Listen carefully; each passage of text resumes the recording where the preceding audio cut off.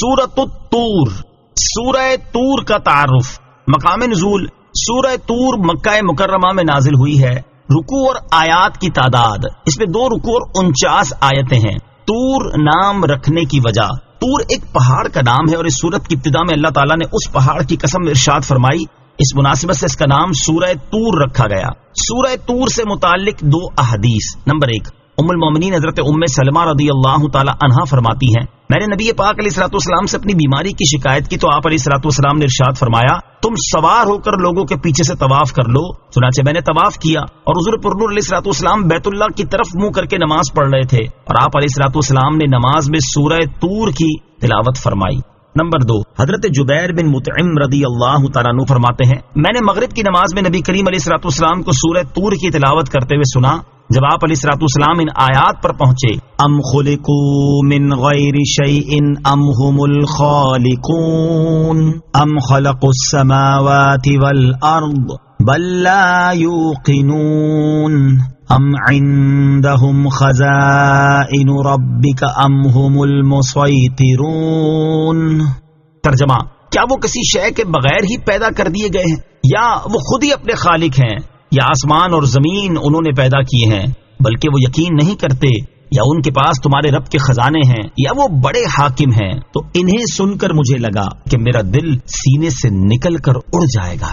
سورہ طور کے مضامین، اس سورت کا مرکزی مضمون یہ ہے کہ اس میں نبی کریم علیہ الصلوۃ والسلام پر کفار کے اعتراضات کے بڑے پرجلال انداز میں جوابات دیے گئے ہیں۔ نیز اس سورت میں یہ مضامین بیان کیے گئے ہیں۔ نمبر 1، اس سورت کی ابتدا میں اللہ تعالیٰ نے 5 چیزوں کی قسم ذکر کر کے ارشاد فرمایا کہ کفار کو جس عذاب کی وعید سنائی گئی ہے وہ قیامت کے دن ان پر ضرور واقع ہوگا۔ نمبر 2، آخرت کی ہولناکیوں اور شدتوں کا ذکر کیا گیا اور قیامت کے دن کفار کے برے انجام اور پرہیزگاروں کو ملنے والی نعمتوں اور ان کی طرف سے اللہ تعالیٰ کے احسانات کو یاد کرنے کا بیان فرمایا گیا۔ نمبر 3، اللہ تعالیٰ نے اپنے حبیب علیہ الصلوۃ والسلام کو رسالت کی تبلیغ جاری رکھنے اور کفار کو اللہ تعالیٰ کے عذاب سے ڈراتے رہنے کا حکم دیا، اور جس طرح اللہ تعالیٰ نے اپنی معبودیت اور وحدانیت پر قطعی دلیلیں قائم فرمائیں، اسی طرح اپنے حبیب علیہ الصلوۃ والسلام کی رسالت اور صداقت کو قطعی دلیلوں سے ثابت فرمایا۔ نمبر 4، اس سورت کے آخر میں اللہ تعالیٰ نے اپنے حبیب علیہ الصلوۃ والسلام کو تسلی دی اور کفار کی اذیتوں پر صبر کرنے اور انہیں ان کے حال پر چھوڑ دینے اور تمام اوقات میں اپنے رب تعالیٰ کا شکر ادا کرتے رہنے کا حکم ارشاد فرمایا۔ سورہ ذاریات کے ساتھ مناسبت، سورہ طور کی اپنے سے ماقبل سورت ذاریات کے ساتھ ایک مناسبت یہ ہے کہ دونوں سورتوں کی ابتدا میں قیامت کے دن متقی مسلمانوں کا حال بیان کیا گیا اور دونوں سورتوں کے آخر میں کفار کا حال بیان کیا گیا ہے۔ دوسری مناسبت یہ ہے کہ دونوں صورتوں میں تاجدار رسالت علیہ الصلوۃ والسلام کو کفار سے اعراض کرنے اور مسلمانوں کو نصیحت کرنے کا حکم دیا گیا ہے۔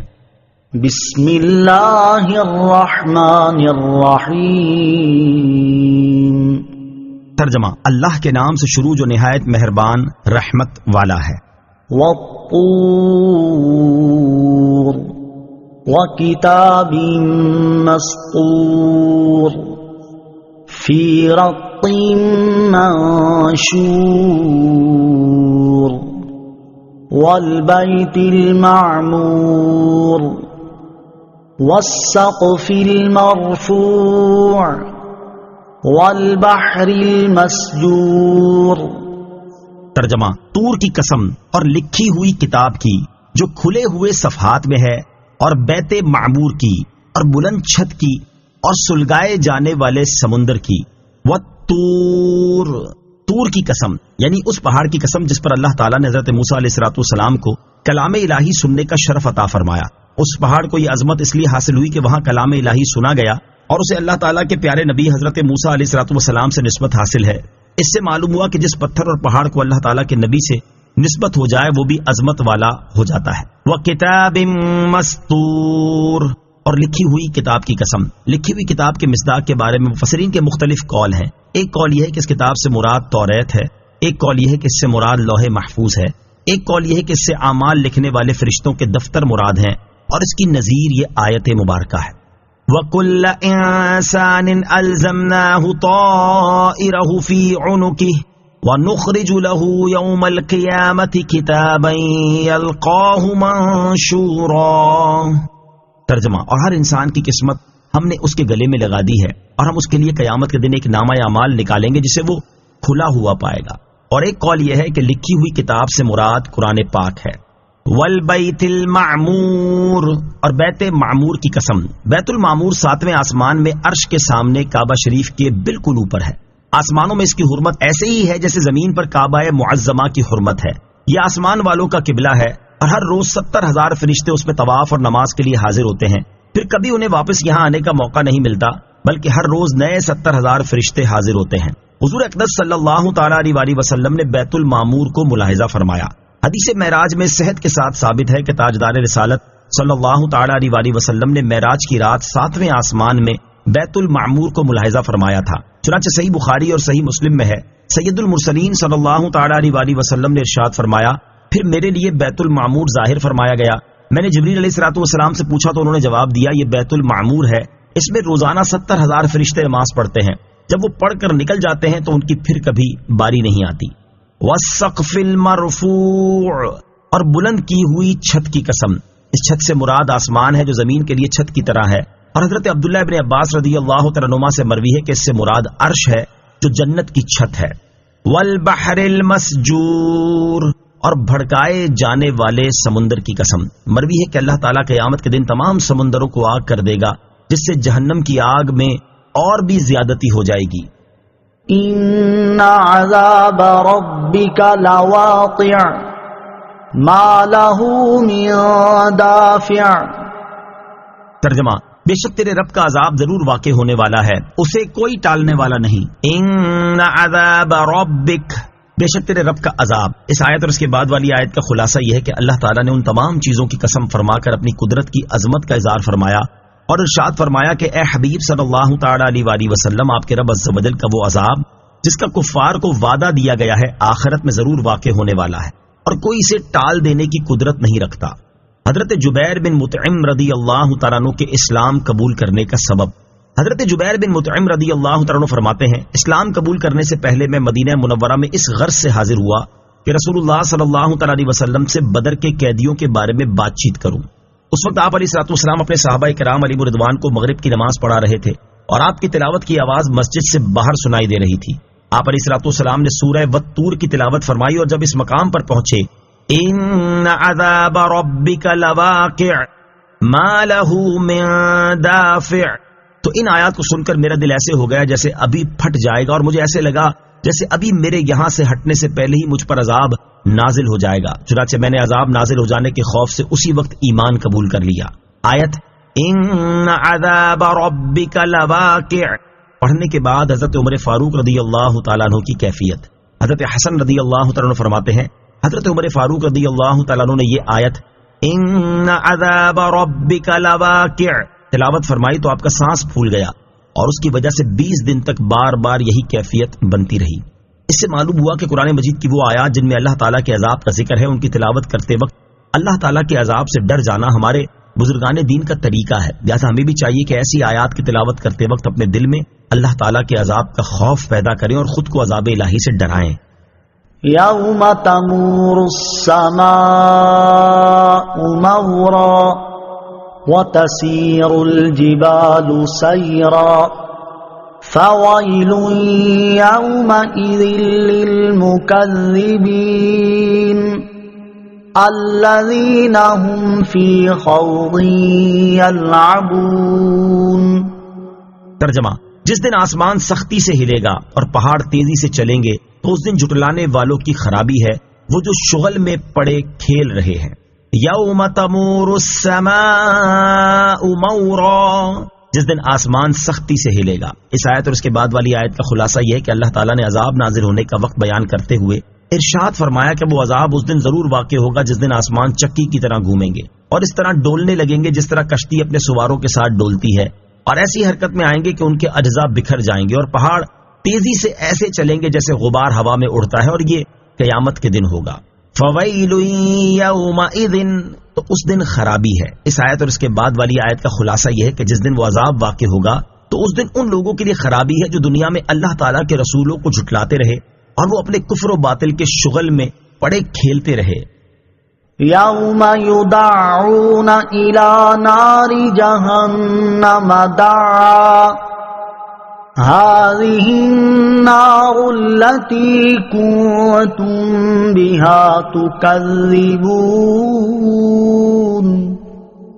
أفسحر هذا أم أنتم لا تبصرون اصلوها فاصبروا أو لا تصبروا سواء عليكم انما تجزون ما كنتم تعملون۔ ترجمہ، جس دن انہیں جہنم کی طرف سختی سے دھکیلا جائے گا، یہ وہ آگ ہے جسے تم جھٹلاتے تھے، تو کیا یہ جادو ہے یا تمہیں دکھائی نہیں دے رہا؟ اس میں داخل ہو جاؤ تو اب چاہے صبر کرو یا نہ کرو، سب تم پر برابر ہے، تمہیں اسی کا بدلہ دیا جا رہا ہے جو تم کرتے تھے۔ یوم یدعون الی نار جہنم دعا، جس دن انہیں جہنم کی طرف سختی سے دھکیلا جائے گا۔ اس آیت اور اس کے بعد والی 3 آیات کا خلاصہ یہ ہے کہ اللہ تعالیٰ کے رسولوں کو جھٹلانے والے جس دن جہنم کی طرف دھکا دے کر دھکیلے جائیں گے اور جہنم کے خازن کافروں کے ہاتھ، گردنوں، پاؤں اور پیشانیوں سے ملا کر باندھیں گے اور انہیں منہ کے بل جہنم میں دھکیل دیں گے، تو اس دن ان کے لیے خرابی ہے۔ اور جب وہ آگ میں پہنچ جائیں گے تو جہنم کے خازن ان سے کہیں گے، یہ وہ آگ ہے جسے تم دنیا میں جھٹلاتے تھے، تو کیا یہ جادو ہے یا تمہیں دکھائی نہیں دے رہا؟ یہ ان سے اس لیے کہا جائے گا کہ وہ دنیا میں سرکار دو عالم صلی اللہ تعالی علیہ وسلم کی طرف جادو کی نسبت کرتے تھے اور کہتے تھے کہ ہماری نظر بندی کر دی ہے، اور ان سے کہا جائے گا اس جہنم میں داخل ہو جاؤ تو اب چاہے اس عذاب پر صبر کرو یا نہ کرو، سب تم پر برابر ہے، نہ کہیں بھاگ سکتے ہو اور نہ عذاب سے بچ سکتے ہو، اور یہ عذاب تمہیں اسی کا بدلہ دیا جا رہا ہے جو تم دنیا میں کفر و تکذیب کرتے تھے۔ ان المتقین فی جنات ونعیم فاکہین بما آتاہم ربہم ووقاہم ربہم عذاب الجحیم کلوا واشربوا ہنیئا بما کنتم تعملون متکئین علی سرر مصفوفہ وزوجناہم بحور عین۔ ترجمہ، بے شک پرہیزگار باغوں اور نعمتوں میں ہوں گے، اپنے رب کی عطاؤں پر خوش ہو رہے ہوں گے، اور انہیں ان کے رب نے آگ کے عذاب سے بچا لیا۔ اپنے اعمال کے بدلے میں خوشگوار نعمتیں کھاؤ اور پیو، وہ کتار در کتار بچھے ہوئے تختوں پر تکیہ لگائے ہوئے ہوں گے، اور ہم نے بڑی آنکھوں والی حوروں سے ان کا نکاح کر دیا۔ ان المتقین، بے شک پرہیزگار۔ کفار کا انجام بیان کرنے کے بعد اب اہل ایمان کی جزا بیان فرمائی جا رہی ہے۔ چنانچہ اس آیت اور اس کے بعد والی 3 آیات کا خلاصہ یہ ہے کہ بے شک کفر اور گناہوں سے بچنے والے آخرت میں باغوں اور نعمتوں میں ہوں گے، اور اپنے رب عز و جل کی عطا کردہ نعمتوں، کرامتوں اور اس بات پر خوش ہو رہے ہوں گے کہ انہیں ان کے رب عز و جل نے جہنم کے عذاب سے بچا لیا، اور ان سے کہا جائے گا کہ اپنے ان اعمال کے بدلے میں جنت کی خوشگوار نعمتیں کھاؤ اور پیو جو تم نے دنیا میں کیے، کہ ایمان لائے اور اللہ تعالیٰ اور اس کے رسول علیہ الصلوۃ والسلام کی اطاعت اختیار کی۔ وہ جنت کی نعمتیں کھانے کے وقت کتار در کتار بچھے ہوئے تختوں پر تکیہ لگائے ہوئے ہوں گے، اور ہم نے بڑی آنکھوں والی حسین حوروں کو ان کی بیویاں بنا دیا۔ والذین آمنوا واتبعتهم ذریتهم بإیمان الحقنا بهم ذریتهم وما ألتناهم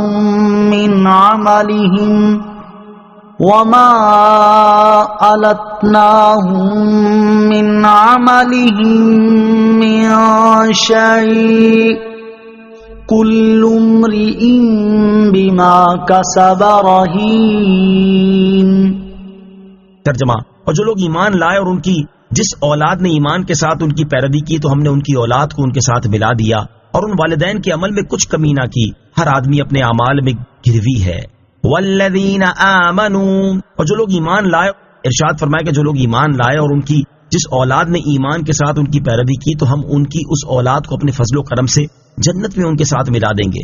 اگرچہ باپ دادا کے درجے بلند ہوں تو بھی ان کی خوشی کے لیے ان کی اولاد ان کے ساتھ ملا دی جائے گی، اور اللہ تعالیٰ اپنے فضل و کرم سے اس اولاد کو بھی وہ درجہ عطا فرمائے گا، اور ان والدین کے عمل کے ثواب میں کچھ کمی نہ ہوگی، بلکہ انہیں ان کے اعمال کا پورا ثواب دیا جائے گا، اور اولاد کے درجے اپنے فضل و کرم سے بلند کیے جائیں گے۔ جنت میں اولاد کو ماں باپ کا وسیلہ کام آئے گا۔ اس آیت سے ثابت ہوا کہ جنت میں اولاد کو ان کے ماں باپ کا وسیلہ کام آئے گا کہ ماں باپ کے وسیلے سے اللہ تعالیٰ اولاد کے درجات بلند فرما دے گا۔ اس سے معلوم ہوا کہ اللہ تعالیٰ کی بارگاہ میں نیک لوگوں کا وسیلہ مقبول ہے۔ کل امرئ بما کسب رہین، ہر آدمی اپنے اعمال میں گروی رکھا ہوا ہے۔ اس سے مراد یہ ہے کہ ہر کافر اپنے کفری عمل کی وجہ سے جہنم کے اندر دائمی طور پر ایسے قید ہے جیسے وہ چیز جسے رہن رکھا ہوا ہو، جبکہ مومن اپنے عمل کی وجہ سے دائمی طور پر جہنم میں گروی نہیں رکھا ہوا، کیونکہ اللہ تعالیٰ نے ارشاد فرمایا کل نفس بما کسبت رہینہ الا اصحاب الیمین۔ ترجمہ، ہر جان اپنے کمائے ہوئے اعمال میں گروی رکھی ہے مگر دائیں طرف والے۔ وَأَمْدَدْنَاهُمْ بِفَاكِهَةٍ وَلَحْمٍ مِّمَّا يَشْتَهُونَ۔ ترجمہ، اور پھلوں، میووں اور گوشت جو وہ چاہیں گے ان کے ساتھ ہم نے ان کی مدد کی۔ وَأَمْدَدْنَاهُمْ، ہم ان کی مدد کرتے رہیں گے۔ اس آیت سے اللہ تعالیٰ نے ان نعمتوں کا ذکر فرمایا جن کا اہل ایمان سے وعدہ فرمایا ہے۔ چنانچہ ارشاد فرمایا کہ جنت میں پھل، میوے اور گوشت جو وہ چاہیں گے وہ مہیا کر کے ہم ان کی مدد کرتے رہیں گے۔ اس سے مراد یہ ہے کہ اہل جنت پر اللہ تعالیٰ کا احسان یہ ہوگا کہ ان کی نعمتیں دم بدم بڑھتی ہی جائیں گی، کبھی کم نہ ہوں گی۔ يَتَنَازَعُونَ فِيهَا كَأْسًا لَّا لَغْوٌ فِيهَا وَلَا تَأْثِيمٌ۔ ترجمہ، جنتی لوگ جنت میں ایسے جام ایک دوسرے سے لیں گے جس میں نہ کوئی بےہودگی ہوگی اور نہ گناہ کی کوئی بات۔ یتنازعون فیہا کأسا، جنتی لوگ جنت میں شراب کے جام ایک دوسرے سے لیں گے، یعنی جنتی لوگ جنت میں شراب کے ایسے لذیذ اور پاکیزہ جام ایک دوسرے سے ہنسی خوشی لیں گے جس میں نہ کوئی بےہودگی ہوگی نہ گناہ کی کوئی بات، جیسا کہ دنیا کی شراب میں طرح طرح کی خرابیاں تھیں، کیونکہ جنت کی شراب پینے سے نہ عقل زائل ہوتی ہے، نہ عادتیں خراب ہوتی ہیں، نہ پینے والا بےہودہ بکتا ہے اور نہ گناہگار ہوتا ہے۔ وَيَطُوفُ عَلَيْهِمْ غِلْمَانٌ لَّهُمْ كَأَنَّهُمْ لُؤْلُؤٌ مَّكْنُونٌ۔ ترجمہ، اور ان کے خدمتگار لڑکے ان کے گرد پھریں گے گویا وہ چھپا کر رکھے ہوئے موتی ہیں۔ وَيَطُوفُ عَلَيْهِمْ غِلْمَانٌ لَّهُمْ، اور ان کے خدمتگار لڑکے ان کے گرد پھریں گے۔ ارشاد فرمائے کہ اہل جنت کے خدمتگار لڑکے ان کی خدمت کے لیے ان کے ارد گرد پھریں گے، اور ان کے حسن، صفائی اور پاکیزگی کا یہ عالم ہوگا کہ گویا وہ چھپا کر رکھے ہوئے ایسے موتی ہیں جنہیں کوئی ہاتھ ہی نہیں لگا۔ حضرت عبداللہ بن عمر رضی اللہ تعالیٰ عنہ فرماتے کہ کسی جنتی کے پاس خدمت میں دوڑنے والے غلام 1000 سے کم نہ ہوں گے، اور ہر غلام جدا جدا خدمت پر مقرر ہوگا۔ اس آیت سے معلوم ہوا کہ ہر جنتی کو جنت میں خدمتگار ملیں گے، چاہے اس کا مرتبہ اعلیٰ ہو یا نہ ہو۔ وَأَقْبَلَ بَعْضُهُمْ عَلَى بَعْضٍ يَتَسَاءَلُونَ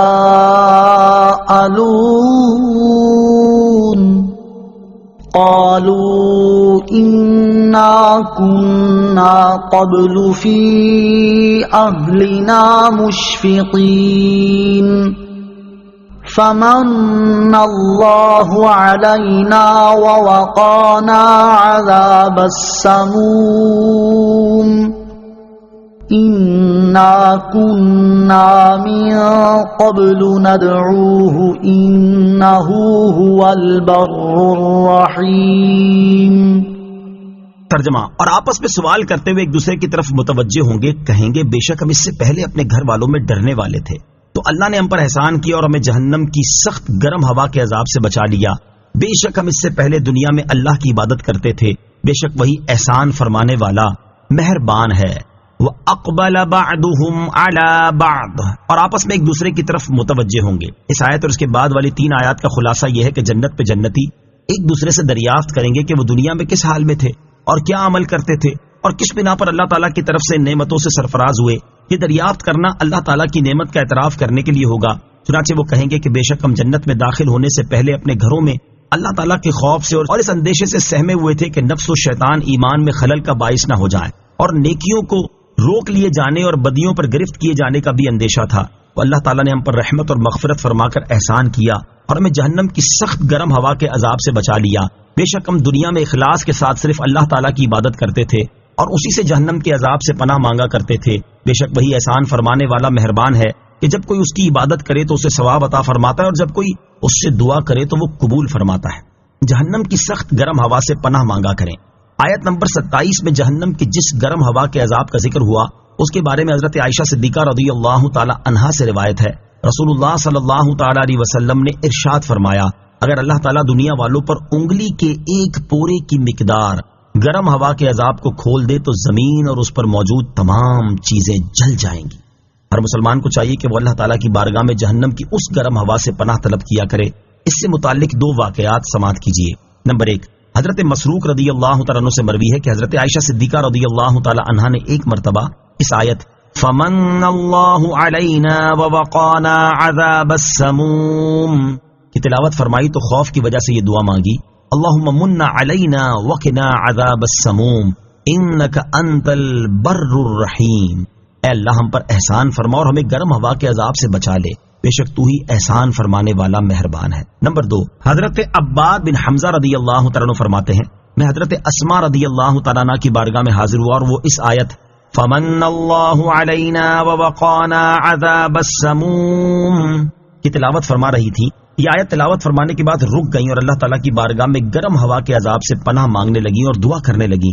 اس دوران میں بازار کسی کام سے گیا اور جب اپنا کام پورا کر کے واپس لوٹا تو ابھی تک حضرت اسما رضی اللہ تعالی عنہا گرم ہوا کے عذاب سے پناہ مانگ رہی تھی اور دعا کر رہی تھی۔ اللہ تعالیٰ ہمیں بھی اس عذاب سے محفوظ رکھے اور اس سے پناہ مانگنے کی توفیق عطا فرمائے، آمین۔ سورہ طور کی آیت نمبر 25 تا 27 سے ہونے والی معلومات، ان سے 3 باتیں معلوم ہوئی۔ نمبر 1، جنتیوں کو اپنی دنیاوی مصروفیات یاد ہوں گی جن کا وہ تذکرہ کریں گے۔ نمبر 2، اللہ تعالیٰ کا خوف تقویٰ کی جڑ ہے کہ نیک عمل کرنے کے باوجود بھی اس سے ڈرے۔ نمبر 3، دنیا کا خوف آخرت کی بے خوفی کا ذریعہ ہے۔ فذکر فما انت بنعمت ربک بکاہن ولا مجنون۔ ترجمہ، تو اے محبوب تم نصیحت فرماؤ تو تم اپنے رب کے فضل سے نہ کاہن ہو اور نہ ہی مجنون۔ فذکر، تو اے محبوب تم نصیحت فرماؤ۔ اس رکوع میں کفار کی طرف سے تاجدار رسالت صلی اللہ تعالی علیہ وسلم پر کیے جانے والے اعتراضات اور اللہ تعالیٰ کی طرف سے ان کے جوابات بیان ہوئے ہیں۔ ان جوابات کا انداز بیان دیکھ کر اللہ رب العزت کی بارگاہ میں سرکار دو عالم صلی اللہ تعالی علیہ وسلم کا مقام و مرتبہ اور آپ کی شان ظاہر ہوتی ہے۔ اس آیت میں اللہ تعالیٰ نے ارشاد فرمایا کہ اے پیارے حبیب صلی اللہ تعالی علیہ وسلم، آپ لوگوں کو واضح و نصیحت فرماتے رہیں اور کفار مکہ جو آپ کو کاہن اور مجنون کہتے ہیں اس وجہ سے آپ نصیحت کرنے سے باز نہ رہیں، کیونکہ آپ اپنے رب عز و جل کے فضل سے نہ غیب کی جھوٹی خبریں دینے والے اور نہ ہی دیوانے ہیں۔ اس آیت سے معلوم ہوا کہ مبلغ کو نیکی کی دعوت دینے کے دوران اگر لوگوں کی طرف سے طعن و تشنیع کا سامنا ہو تو اس سے دل برداشتہ ہو کر نیکی کی دعوت دینا چھوڑ نہیں دینا چاہیے، بلکہ اسے صبر اور برداشت کا مظاہرہ کرتے ہوئے نیکی کی دعوت دیتے رہنا چاہیے۔ ام یقولون شاعر نتربص به ریب المنون قل تربصوا فإنی معکم من المتربصین۔ ترجمہ، بلکہ کافر کہتے ہیں یہ شاعر ہیں، ہم ان پر گردش زمانہ کا انتظار کر رہے ہیں، تم فرماؤ تم انتظار کرتے رہو، پس بے شک میں بھی تمہارے ساتھ انتظار کرنے والوں میں سے ہوں۔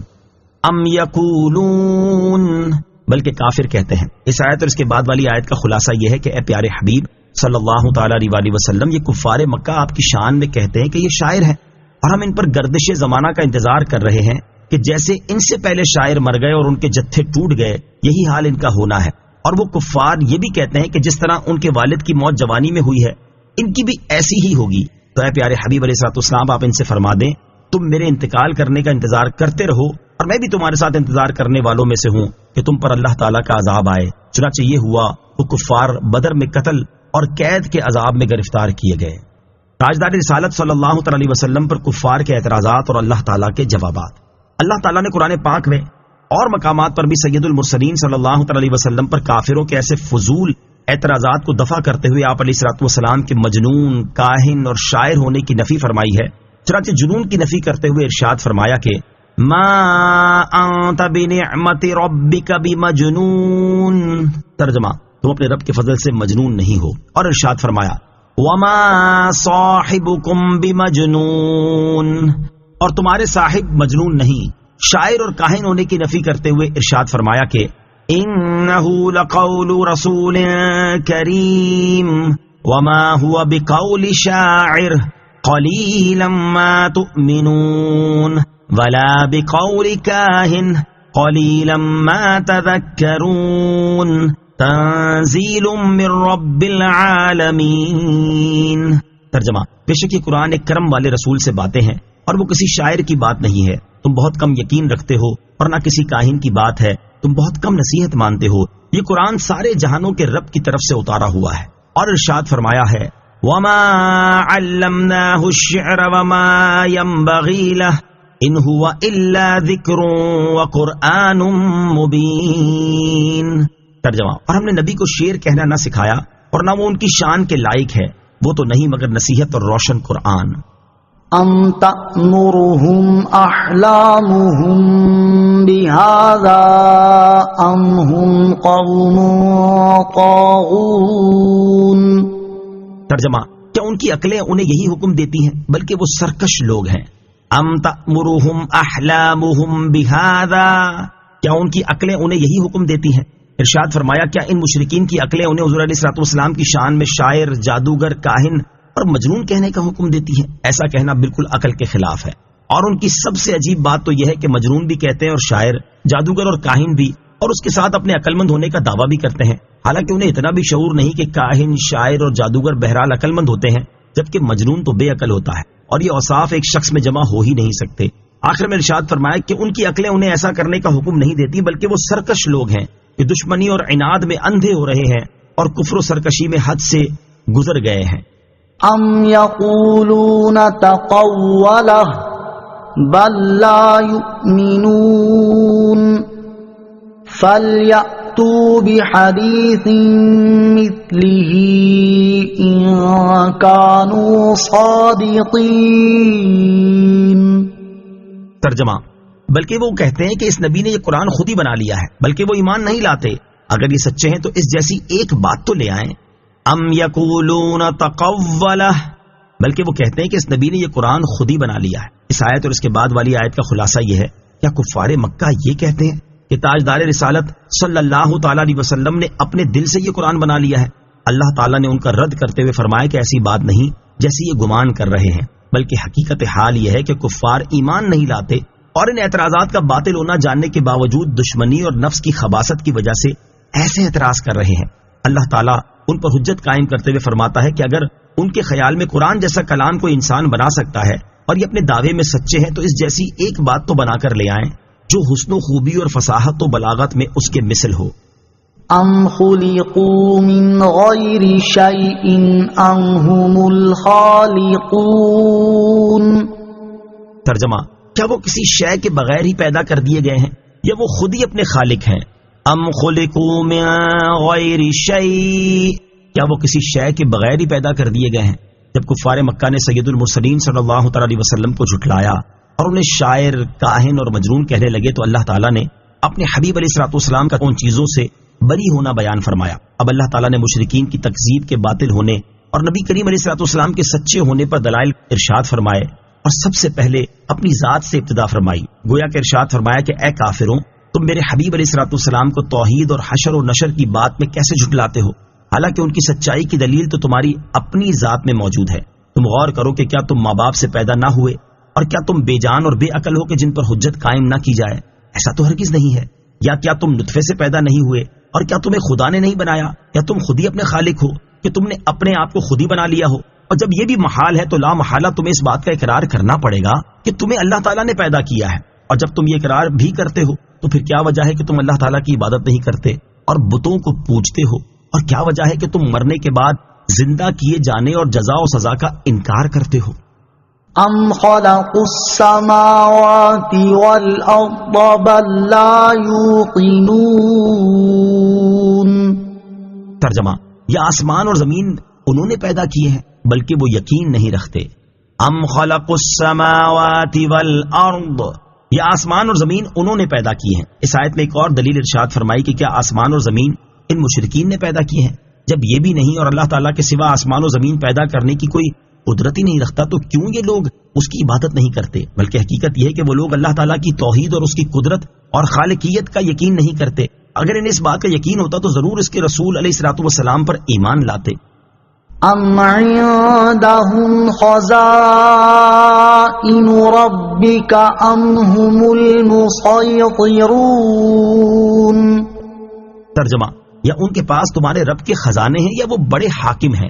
ام عندهم خزائن ربک، یا ان کے پاس تمہارے رب کے خزانے ہیں.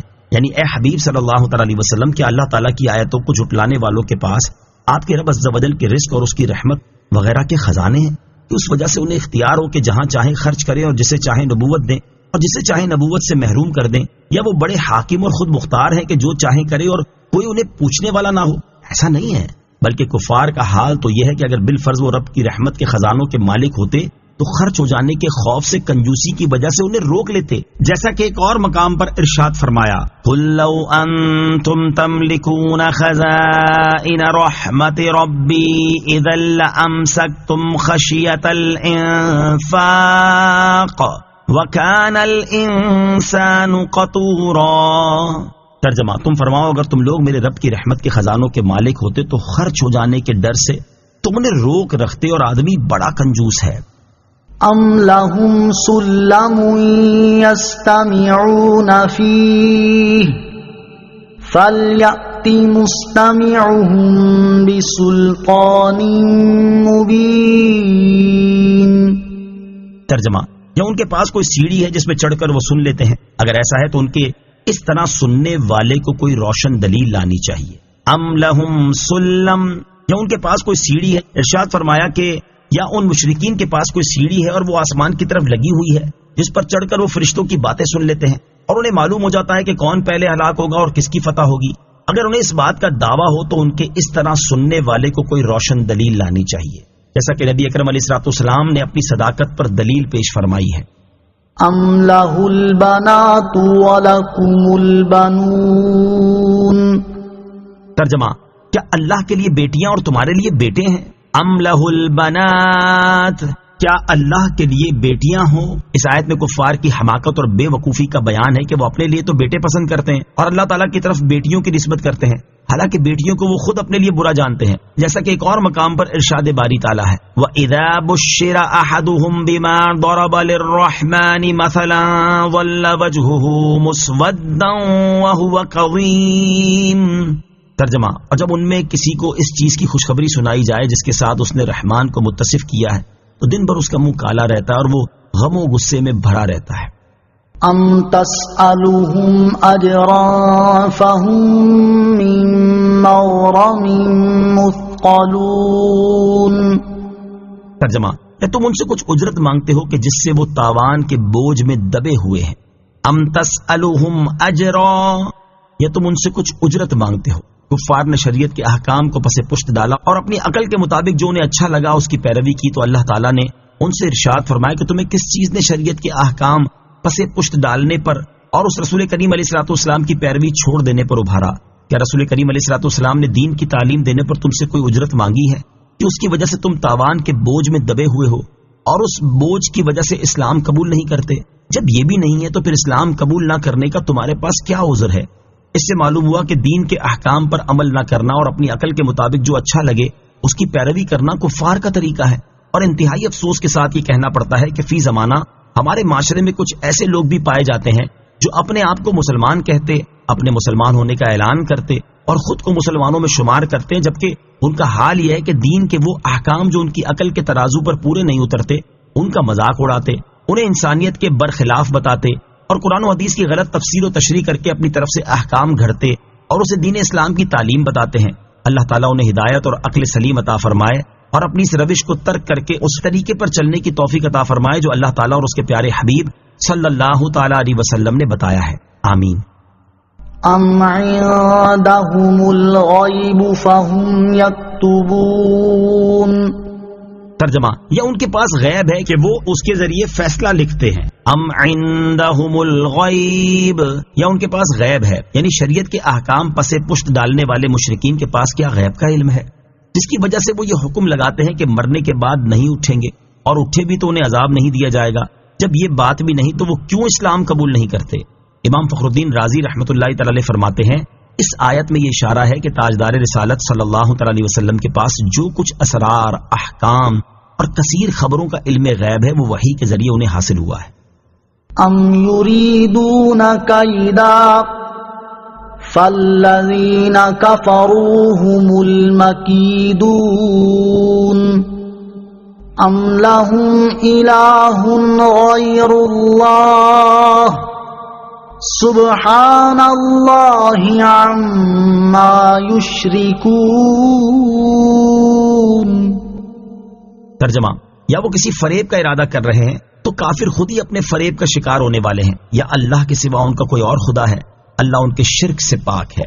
ام یریدون کیدا، یا وہ کسی فریب کا ارادہ کر رہے ہیں، یعنی اے حبیب صلی اللہ تعالی علیہ وآلہ وسلم، یہ مشرکین زبانی طور پر ہی آپ کی مخالفت نہیں کرتے، بلکہ وہ کسی فریب کا ارادہ کر رہے ہیں، اور دار الندوہ میں جمع ہو کر اللہ تعالیٰ کے حبیب نبی ہادی برحق صلی اللہ تعالی علیہ وآلہ وسلم کو نقصان پہنچانے اور قتل کرنے کے مشورے کر رہے ہیں۔ تو کافر خود ہی اپنے فریب کا شکار ہونے والے ہیں، اور ان کی دھوکہ دہی اور فریب کا وبال انہی پر پڑے گا۔ چنانچہ ایسا ہی ہوا، اللہ تعالیٰ نے اپنے حبیب صلی اللہ تعالی علیہ وآلہ وسلم کو مشرکین کے فریب سے محفوظ رکھا اور بدر میں مشرکین کو ہلاک کر دیا۔ ام لہم الہ غیر اللہ، یا اللہ کے سوا ان کا کوئی اور خدا ہے، یعنی کہ اللہ تعالیٰ کے علاوہ مشرکین کا کوئی اور خدا ہے جو انہیں روزی دیتا ہو اور انہیں اللہ تعالیٰ کے عذاب سے بچا سکتا ہو، حالانکہ اللہ تعالیٰ کے علاوہ اور کوئی معبود ہی نہیں ہے، اور اللہ تعالیٰ ان کے شرک سے پاک ہے۔ وَإِن يَرَوْا كِسْفًا مِّنَ السَّمَاءِ سَاقِطًا يَقُولُوا سَحَابٌ مَّرْكُومٌ۔ ترجمہ، اور اگر وہ آسمان سے کوئی ٹکڑا گرتا ہوا دیکھیں گے تو کہیں گے کہ یہ تہ در تہ بادل ہے۔ وَإِن يَرَوْا كِسْفًا مِّنَ السَّمَاءِ سَاقِطًا، اور اگر وہ آسمان سے کوئی ٹکڑا گرتا ہوا دیکھیں گے، کفار مکہ نے تاجدار رسالت سے یہ مطالبہ کیا تھا کہ او تسقط السماء كما زعمت علينا كسفا، یا تو ہم پر آسمان ٹکڑے ٹکڑے کر کے گرا دو جیسا تم نے کہا ہے۔ اللہ تعالیٰ ان کے اس مطالبے کے جواب میں فرماتا ہے کہ ان کا کفر اور عناد اس حد پر پہنچ گیا ہے کہ اگر ان پر ایسا ہی کیا جائے کہ آسمان کا کوئی ٹکڑا گرا دیا جائے اور یہ لوگ آسمان سے اسے گرتے ہوئے دیکھ بھی لیں تو بھی اپنے کفر سے باز نہیں آئیں گے، اور عناد کی وجہ سے یہی کہیں گے یہ تو تہ در تہ بادل ہے اور ہم اس سے سیراب ہوں گے۔ اس کی نظیر یہ آیت مبارکہ ہے، وَلَوْ فَتَحْنَا عَلَيْهِمْ بَابًا مِّنَ السَّمَاءِ فَظَلُّوا فِيهِ يَعْرُجُونَ لَقَالُوا إِنَّمَا سُكِّرَتْ أَبْصَارُنَا بَلْ نَحْنُ قَوْمٌ مَّسْحُورُونَ۔ ترجمہ، اور اگر ہم ان کے لیے آسمان میں کوئی دروازہ کھول دیتے تاکہ دن کے وقت اس میں چڑھ جاتے، جب بھی وہ یہی کہتے کہ ہماری نگاہوں کو بند کر دیا گیا ہے، بلکہ ہم ایسی قوم ہے جن پر جادو کیا ہوا ہے۔ اس سے معلوم ہوا کہ جب کسی کے نصیب میں ایمان نہ ہو تو بڑا معجزہ دیکھ کر بھی اسے ہدایت نہیں مل سکتی۔ فَذَرْهُمْ حَتَّى يُلَاقُوا يَوْمَهُمُ الَّذِي فِيهِ يُصْعَقُونَ۔